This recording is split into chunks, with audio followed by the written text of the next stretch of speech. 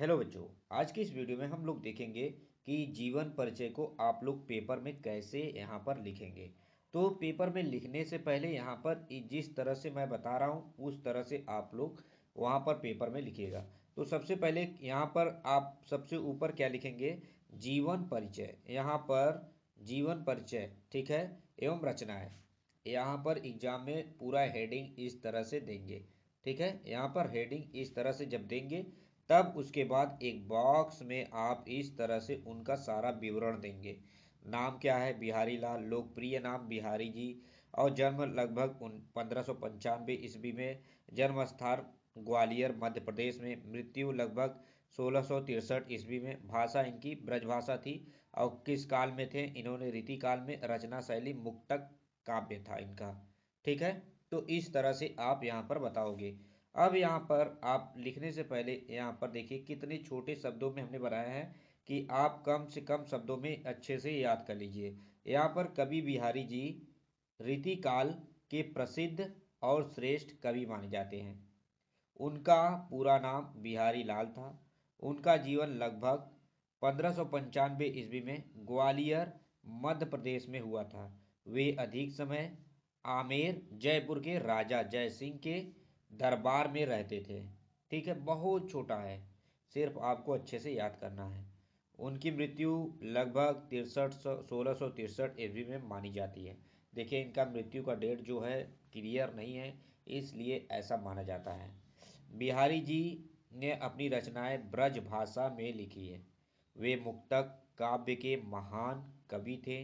उनकी एकमात्र और प्रसिद्ध रचना बिहारी सतसई है, जिसमें लगभग 700 दोहे संकलित है। इन दोहे में श्रृंगार रस का सुदूर चित्रण मिलता है। अच्छे से आप लिख सकते हो, सुदूर अगर शब्द आपको नहीं याद हो रहा है, श्रृंगार रस का अच्छे से चित्रण मिलता है, यहाँ पर इस तरह से लिख सकते हो। साथ ही नीति, भक्ति और जीवन अनुभव का भी क्या है, समावेश है। क्या है, इन दोहों को पढ़ने के बाद एक समावेश मिलता है ना। तो इस तरह से आप बताओगे बच्चों। कम शब्दों में गुण भाव व्यक्त, कम शब्दों में, जैसे कहा जाता है ना, कम गागर में सागर, तो उसी बात को यहाँ पर कहने का प्रयास किया गया है, कम शब्दों में अधिक चीजों का ज्ञान मिल जाना, ठीक है। तो वही गागर में सागर। भाव व्यक्त करना बिहारी जी की प्रमुख विशेषता है। अलंकारों को प्रभावशाली प्रयोग उनकी कविता को अत्यंत आकर्षक बनाता है। हिंदी साहित्य में बिहारी जी को रीतिकाल का प्रमुख कवि माना जाता है। ये क्या थे, प्रमुख कवि। इतना आप लिख दोगे बच्चों, यहाँ पर इस तरह से आप लिखोगे, ठीक है। बिहारी जी का आपको यहाँ पर इस तरह से आपको अच्छे से बनाकर लिख देना है।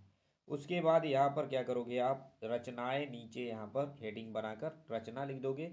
आपको यहाँ पर रचना का ही 2 नंबर मिलेगा, ठीक है। यहाँ पर रचना, इतना भाग तो 3 नंबर का है, लेकिन रचना ही 2 नंबर का होता है।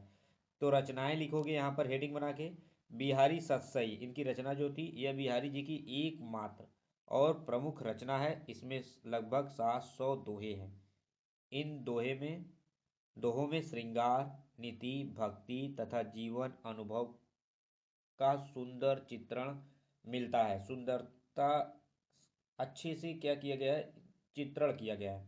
हिंदी साहित्य में बिहारी जी को रीतिकाल का प्रमुख और शिरोमणि कवि माना जाता है। ये क्या है, रीतिकाल के सबसे शिरोमणि कवि हैं।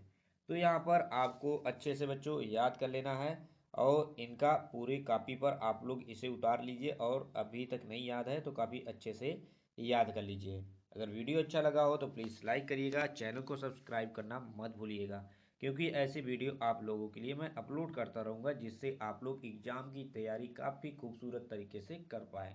Thank you.